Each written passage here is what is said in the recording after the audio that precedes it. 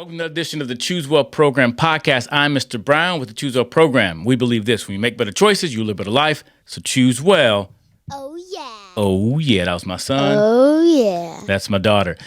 We believe in choices. And the Choose Well Program is really about helping create better school cultures one choice at a time. It comes down to choice. So this podcast is geared toward that as well, helping educators, parents, and students make better choices. So in this episode, I'm having another conversation with Stephanie Feagin. Stephanie's a repeat offender. No, she's a repeat guest on the show because we connect. I've been in her classrooms at 2 different schools she's been at, and I really enjoy talking to her because I think we connect when it comes to how our approach to working with students. And because we both have a background of working with students who come from what we call difficult homes. We used to call them dysfunctional families. But I believe this. You know what? All of us come from a dysfunctional family because you in it. I'm in it. No one's perfect. And I know there's some kids who have more difficult things to deal with, and I get that. But I want them to know that all of us deal with things. And so we talk in this episode, how do you teach kids to choose well when they're dealing with drug abuse, other types of abuse in the family, when they're living in shelters or they're homeless? How do you teach these kids to choose well? I still think you can.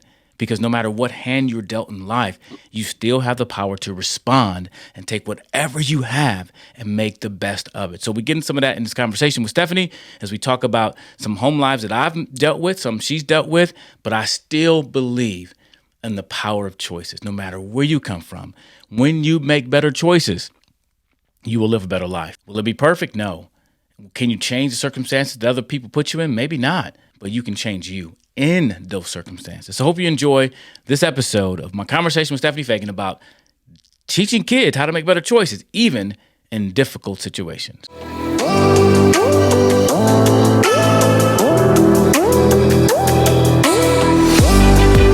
So let's talk about situations that aren't necessarily unique to Reading, but, that families deal with all over. We can talk about, families low on the socioeconomic scale, maybe families that have drug use, homelessness. I know that we have plenty families out there with the kids come to school and they don't know where they're going at the end of the day, and how do you handle that? How do we tell them to choose well when they... Yeah, I was at a school and typically when I go to a classroom, like I do assemblies, and even in assemblies, I can usually tell just from starting assembly which kids I got to keep an eye on. Mm-hmm. And I can see which kids are kind of going to be like the class clown or dealing with stuff. I can tell.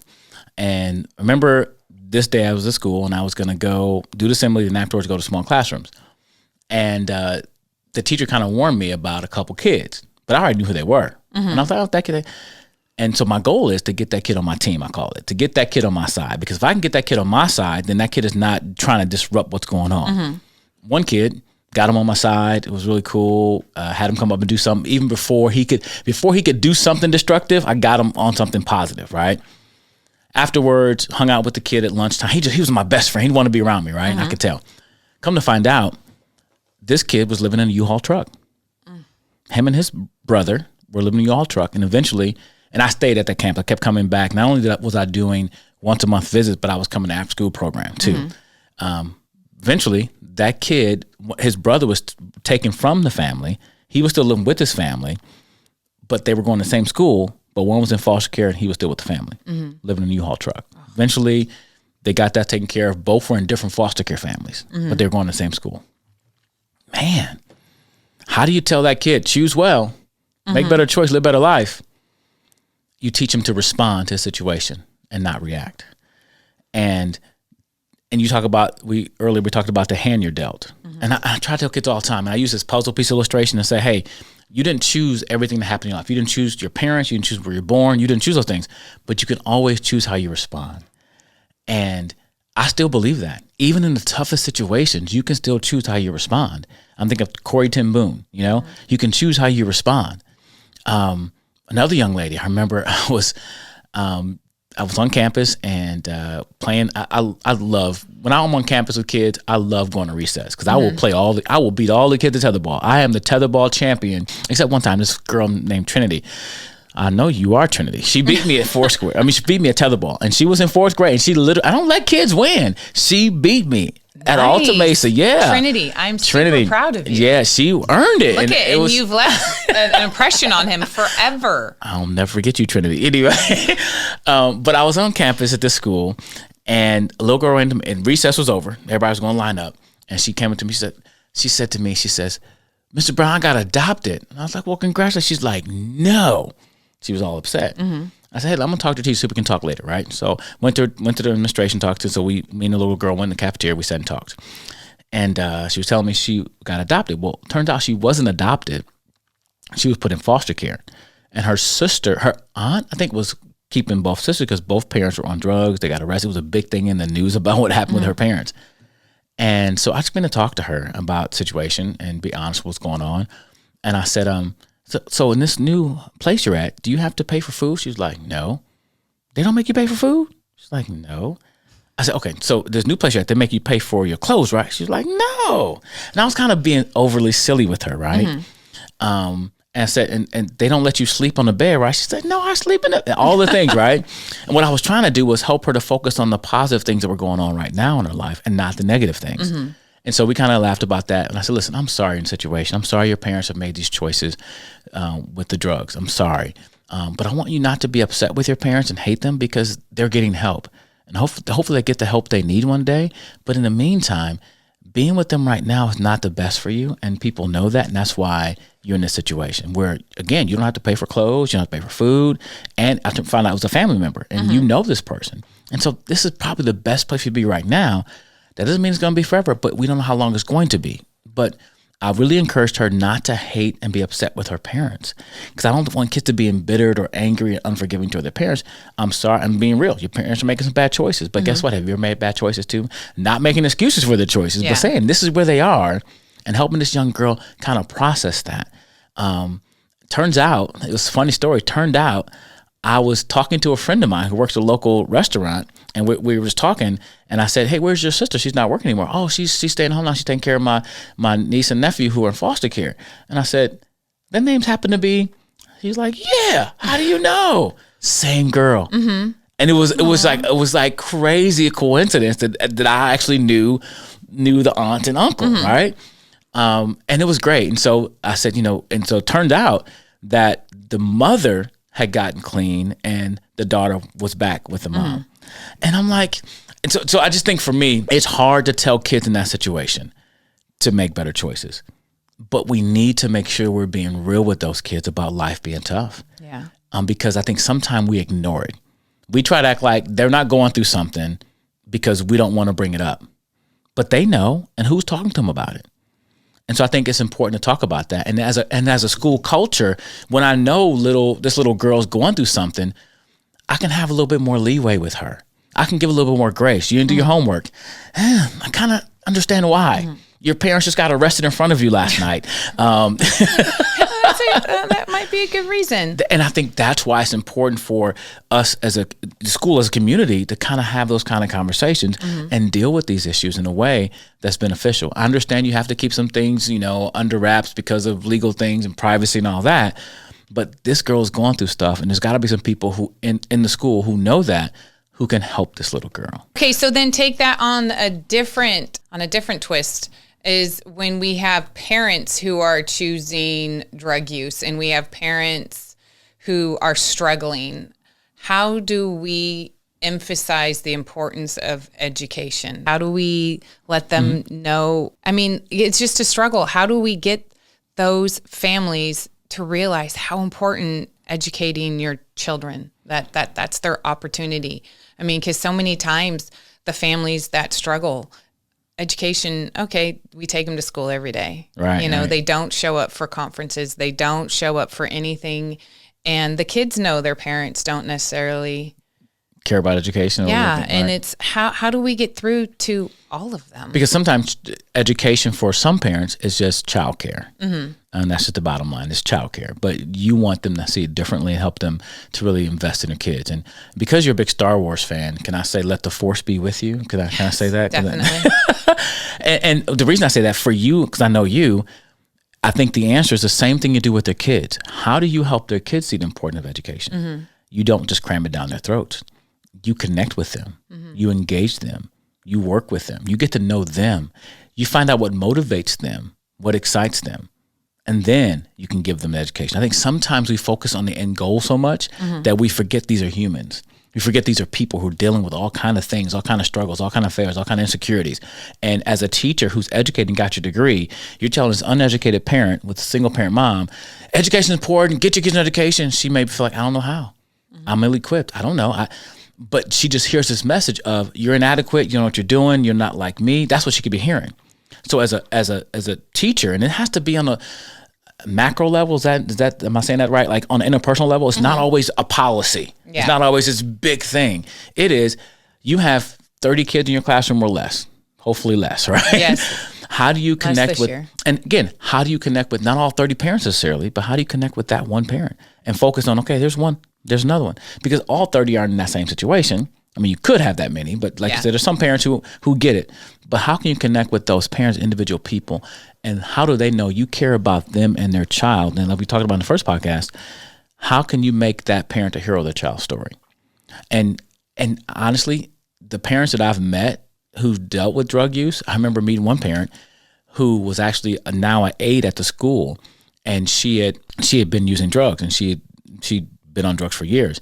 And I remember we were doing a professional education thing, and we're in the circle, and we're really encouraging this staff to really, actually we're doing this little exercise where we throw a little yarn and connect each other and affirm one another, like affirm something about the person that you work with, because sometimes you just don't have time or make time to affirm your coworkers. Yeah. Well, this parent who's an aide now, it was her turn. She passed it to her daughter's teacher, and tears she could barely talk about how that teacher invested in her before she was an aide, when she was on drugs, when her kids didn't have food, how this teacher reached out and invested in that mom as a person. And now this mom is off drugs. She's an aide in that teacher's class because of the relationship. I'm not saying it's always going to happen, but I think the principle is there. Invest in knowing the parents. Figure out who they are. How can you help them see the importance of what they do? How can you make that parent the hero of their child's story? Even when they may not even be in a place where they may not seem capable or have the capacity to see that, sometimes we got to see it for them. Yeah. Sometimes we have to, just like with our kids, we got to help them see that we believe in it. Therefore, they one day will believe in it. Well, I made me think about, my experience with parents and even with my class. Being a single parent, we have so many single parents out there that are dealing. Granted, I only have one child. But I've been a single parent since she was one. And I know that role, and I also know, I come from a family of alcoholics. My father's an alcoholic. Both of my uncles were alcoholics. My brother is an alcoholic. He's been to rehab numerous times. Last time was in 2018. And I was at West Camp with my fifth graders. And while they were out on their hikes, I'm calling every place in town trying to find a place that will take my brother so he can get sober, and I don't hide that from people. I let them know that, just because I'm a teacher doesn't mean that I've lived this perfect life. You're still a person. Yeah. Teachers are people too. Yeah. And one of my students who lost her mom this year, one of them's super quiet about it. She doesn't necessarily talk about it. The other one talks to me about it a lot. They're going to have a memorial for her mom, and she had told the counselor that she didn't want me to go because she didn't want me to see her family and all this kind of stuff. Yeah. And I sat down, had a conversation with her, and I said, hon, just because I'm a teacher doesn't mean I'm like up on this pedestal and I haven't had. But you see why life. You could be, though. You could see, I mean, if you look at the kid and say they have a life that's not perfect or not something you put out there, parents on drugs or fighting or whatever, you can see how they would look at you because they see one aspect of your life and think, oh, I'm ashamed of this. Yeah. And could you imagine how the parents may feel too? They look at you as successful, look at you from the outside, and they feel like their lives in shambles. They don't want to divulge anything either. And that's why some of them don't come to the events at school because I think some of it is shame, guilt. That they're not somewhere. So you end up talking to the young lady. Yeah. And I told her, I said, look, this is my life. My dad was an So alcoholic. you told her? Yeah. Okay. My brother's an alcoholic, and so I've dealt with all of that. Just because I'm here and I'm up there teaching you doesn't mean I haven't had these adverse experiences in my life. I've had it all. Like when I didn't necessarily tell her this, but when I was a teenager, I expected to find my dad dead every day in his room because he just drank that much all the time. And it wasn't pretty. I didn't have at home, I had my teenage years weren't horrific, but I mean, at home, my parents did not get along and my dad was just a massive alcoholic and it wasn't pretty at all. So, I mean, I've had that experience, and it probably affected me in numerous ways. But I'm doing okay these days. And I don't mind sharing that with the kids because then they realize that, other people go through these experiences and end up okay and they can still be successful in life. Right. And so I guess to answer the question, I don't have a perfect answer to it, but I know one way is to try to engage that parent, to figure out how, because even sharing that story with a parent may change your relationship with that parent.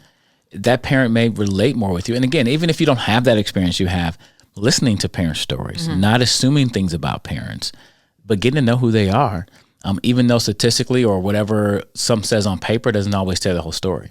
You see on paper, a single parent mom, no dad, or different last names. And we can read a lot in the stuff and not see them as people. And I think it's important to connect with them the way you connect with their kids. And, and that is the one thing I like about Parent Conference Week is I actually enjoy sitting down and just chatting with them for a little bit and getting to know them because you don't get that time with parents. And I always start off, asking, so how's everything going at home? Is there anything I should know about? I don't start off with grades and doing all this stuff. I want to know what they're saying about school. Is there anything I need to know about what's happening in my classroom? Are they complaining about school? Are they happy? How is everything at home? Is there anything I should know about? And I think, and you mentioned earlier, we talked about the idea of doing events or things at school, and some parents don't show up for those events. And I see why, some show up for parent-teacher conference, but that's about the kid. It's either a confrontation, why is my kid doing this, or why do you not give them a grade on this? It can be hard. Yeah. But are there other events we can create where there's more connectivity for parents? Even if we do something like a literacy night is great, but can we intentionally include something where there's more connection, not just about reading? Yeah. Because the ultimate goal is say, hey, read to your kids or get your kids to read, right? Math night, understand math. There is an objective there, but can we slide something deeper in it to make sure we're making connections with these parents? Yeah. Because I think that's important. So the teacher parent conference is a great place to do it too. It can be a good place to do it, but are there other ways we can do it too? So we can have a high impact meeting to where we're getting to know them and not just telling them this or telling them that. Because all those things are important, don't get me wrong. But do you want to be told something all the time too? Or are there ways we can step back and say, how can we better connect with these parents so we can have a relationship? Because the truth is, if you're going to be a teacher, you're going to be this kid's teacher for a year. That's a whole year. You got a relationship with this parent for a year. How can we maximize that relationship? Yeah. And I'm sitting here thinking about, it just makes me think about all my years of teaching and what things have happened. And I think when I was at Rother about how we had barbecues, but those barbecues were before like back to school night, so it's like we offer dinner and then you can go to your kid's classroom. But the parents, the teachers aren't necessarily out there during that time because they're in their classrooms getting ready. It's like, can we, we have the Harvest Festival, but usually the teachers are running a booth. So it's limited interaction.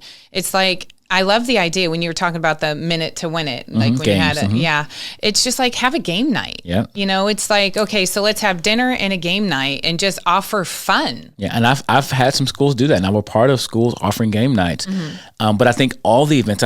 I'm trying to think of my friend Mike Freeman. We sat down and talked about this, and he had this graph that showed the events that schools have and which ones are high impact and low impact. And all the bigger attended events are low impact events. But all the bigger impact events are small attendance, right? People don't show up to them. So how can we change that or use the big attendance events to make some impact? And so you talk about maybe instead of having just a game night, but do it at the back to school night. And something that's not just we get to watch, but we get to actually hear each other do things. Give away prizes. I mean, I've seen all that, 'cause I've been at, literacy nights where they had me start off and do a message and then do the literacy stuff. And then same thing with math. So I agree with you. How can we make them connective events? So there's something we get to learn about the parents learn something about the teacher. And the kids get to see that. I mean, how awesome is it for your kids to see you play? One of my favorite games is the minute to win game called, what is it called? The one they take the tissue box and put ping pongs in it. Mm-hmm. And you got to shake the ping pongs out. Oh, we've played that game so many times with parents, and it's been so awesome to see. We did parent, like a mom and dad, teacher, and their child playing against each other. You talk about laughter. You talk about memories. Those games are amazing. Yeah. They're so fun. And they're not just like sitting down playing checkers. It's something people are participating in and people are watching. They're laughing together. I think that's so important. So I think to connect, we got to find ways to do that. Make events that are very high touch connection and not just about information. Well, and then can I add to it? Right now, especially what's going on is our COVID world. It's hard, but I've even done, like recently. I just had we did a family night with Mr. Brown on virtual one, and I'm grateful for the PTA leader. I know her name, but I forgot her title because she works at school too. But she came up with some games we played one like "What do you see?" and it was about perspective. My message was about perspective. So we played some games online. We also played the scavenger hunt game, right? And they go first person come find something, and that is the most popular one when the kids are online. So fun, yeah. And these kids, and there's one family. I can't think of his name right now, but one family, and you can see in their camera that the whole family was playing. And he ended up winning. The whole family was in it to win. They were all working together to get stuff. And like, even though you're stuck in a pandemic, you can still try to do things to connect. Yeah. And so even at that night, it'd have been great if we'd had, I'm looking retrospectively, they're connecting with me in the message, but if there's a way we can get some teachers in there to maybe even interview a teacher. Yeah. Get to know. I would love, like one of the games I used to play with my kids in the after school program, we would do something like a talk show. Like I would be a talk show host and I would call the kid up like they were a superstar and I interview them like we're on a Johnny Carson show or Tonight Show or something like that. And I would just be silly. We have microphones, the whole deal. Wouldn't that be fun as a family to do that and just call up random people, call up teachers and just have pride. Just do something that is a shared experience like I talked about before, but it's also connecting, getting to know people better. I think like we talk about the Choose Well program, we want to make the connection with the teachers, the educators, the parents and the students. And even I even added the board members. Yeah. I think they help shape school policy. They should be a part. They should be a part of this. They are part of the culture. Yeah. And I think that helps them make better choices when they know the culture of the school and they're on campus, they're visual. I know they got other stuff they're doing too, but an event like that is an amazing way for them to connect with the school culture. And their families aren't the enemies. Like, that's one thing I think we had to guard ourselves from, because we see the kid, we love the kid, and we know the parents are doing these things that's hurting the kid. And I'm not talking about physical abuse. I'm talking about the parents are making choices that are not good for them long term. We can't because that's still a parent. That's still a person. And how do we help? Because that kid still loves that person. Exactly. That kid still loves their mom. They still love their dad, even though they're doing these things, the drugs or whatever. And we got to have compassion for them as well. I know it's easier said than done, but it's part of the work. Yeah. I've had some kiddos in the past, talk to me about, their parents not making good choices. And, it's always, well, they love you. They just are struggling. Yeah. They're human too. And just because they're making a choice that nobody really agrees with, doesn't mean that they love you any less. And they may not even agree with the choice they're making. Yeah. They're addicted. I remember talking to some students. We were middle school kids. We were talking about, we did a session called "It's Not Easy Being Me." And we were doing it to see if kids would be willing to share their stories. And it's amazing how they share their stories in front of their peers. But the whole purpose was, again, the anti-bullying. If we can see people as people and not as enemies or problems, then we would probably not bully. So in this session, I just said, hey, who would agree to say it's not easy being me? Who would, all hands went up. Who wants to share why it's not easy being you? And I'm telling you, kids start sharing. I did something similar to that a few years ago in my classroom, because I just had this class that just had a difficult time getting along.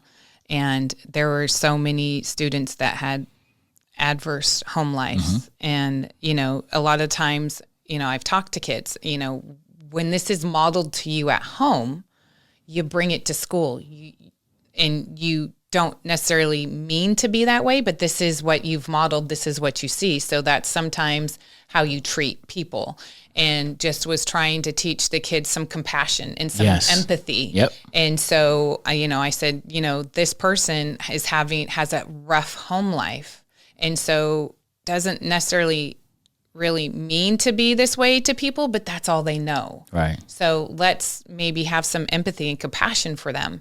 And then I had a student raise their hand and said, well, this is my home. And then I had another student, I literally had like 10 kids raise their hands. Well, my mom used to be addicted to drugs. Well, my mom's an alcoholic. And I mean, it was just literally. And it changed that culture of that classroom. I wouldn't say totally changed the culture of the classroom, but it helped. It helped, right. Yeah. I mean, it was a struggle of a year. These guys had so many tough home issues, but they really understood it. And you know what? A couple weeks ago, I had a student, I can't remember the full-on situation, but it was super cute because this one girl was having an issue with somebody, and she goes, you know what? I know they have a tough home life. And I know that they don't necessarily mean what they do every day because it's a struggle for them. Right. And I just was like, oh, they're getting it. Yeah. And in like that class I had a few years ago that everybody admitted to all this, that there was just so many kids who had rough lives, and they were trying to be empathetic to each other, but they all had their own struggles all the time. And, some years, I don't know if you realize it, we have years that's just like this whole grade just all over is tough. Tough. I could go to 3 other schools and they will tell you that year was tough. And that's how it went for that. It was out of 16 years, there's 2 that I consider the toughest, and that was one of them. Right. And so I think that's important because even if it doesn't change totally, it makes those increments progress toward the right place. Yes. To where they can start seeing people as people. And sometimes kids see, guess what? We have more in common than we have different because we're both struggling with the same stuff. So going back to seeing them as people, so this girl in that class raised her hand and she started talking. She says, my mom loves drugs more than she loves me. Mm-hmm. And I listened to her, let her talk, and I said, well, can I say this? We have to be careful with the stories we tell ourselves. Mm-hmm. Be careful with the stories we tell ourselves because you don't know if your mom loves drugs more than you. Mm-hmm. All you see is that she's on drugs and she's doing these drugs. She's got an addiction. And for all you know, she could be crying every night, wanting to be with you, but she's having a hard time kicking this addiction. Mm-hmm. So start speaking just the truth that you know. Your mom is struggling with drugs. You don't know how she feels about you. Mm-hmm. And so you got to be careful. And because if you keep telling yourself your mom doesn't love you, that's an accusation. What you do know is your mom's on drugs right now. Mm-hmm. And hopefully she one day will be off drugs. Hopefully she'll get the help she needs because you have no idea. And I think helping her see that kind of helps see her mom as a person and not just a problem. Mm-hmm. Because my mom is this, my mom is that, my mom is this, because we've all made choices we're not proud of. And your mom made a choice and now she's addicted to that choice. And hopefully she gets help she needs, but be careful because now you'll grow up feeling you're not loved. You know what I mean? Mm-hmm. So I think it's important that we don't do the same thing, that we are careful with the stories we tell ourselves. Because if we hear about a mom or dad on drugs or whatever, and we say, hey, they don't love their kid, maybe they love their kid, but they're struggling because they're addicted to this. Yeah. But at the end of the day, there's more to the story. And no matter whether I can change it or not, I want to empower myself. I want to be empowered to say, you know what, I can't control that. And that's something about kids. A lot of these kids are trying to control their parents' behavior, no matter what it is. And that's not your job. I had kids come to me and say, yeah, my mom and dad always fight. How can I help them not fight? Well, that's not your job. Yeah. You can't, that's not something, because then they start feeling it's their fault. Mm-hmm. And it's not. Your parents are people and they have issues they need to work out. Don't put the burden on yourself to try to make them have a better relationship. That's not your job. You need to do math. You need to, and you can care for them. If you're a Christian, you can pray for them. You can do all kinds of things, but you cannot take the burden of trying to make your parents stop doing drugs, alcohol, love each other, whatever. You got to take care of you. And I see a lot of kids are stressing out trying to parent their parents, even though they're in 5th grade. Yeah. Thanks again for listening to this episode of the Choose Well Program podcast. Sorry, that was another episode. We did not have the video, but we have the audio, and that's most important. You just listen to it in your car. Please subscribe to our podcast. If you've been watching on YouTube, understand we're on Spotify, we're on Apple Podcasts, Google Podcasts, and a bunch of other streaming servers. You know how many podcast servers are out there? There's a ton. Just search Choose Well Program Podcast. You will find us, and you can listen there. And please do us a favor. Like, subscribe, share with your family, with friends, with coworkers, because hopefully this information will be encouraging to you to help you make better choice to live a better life, but also to help your school culture, because that's our goal, Choose Well Program, helping you build better school cultures one choice at a time. Because it all comes down to choices, and we want you to choose well. Oh, yeah. Oh, yeah. Thanks for joining us.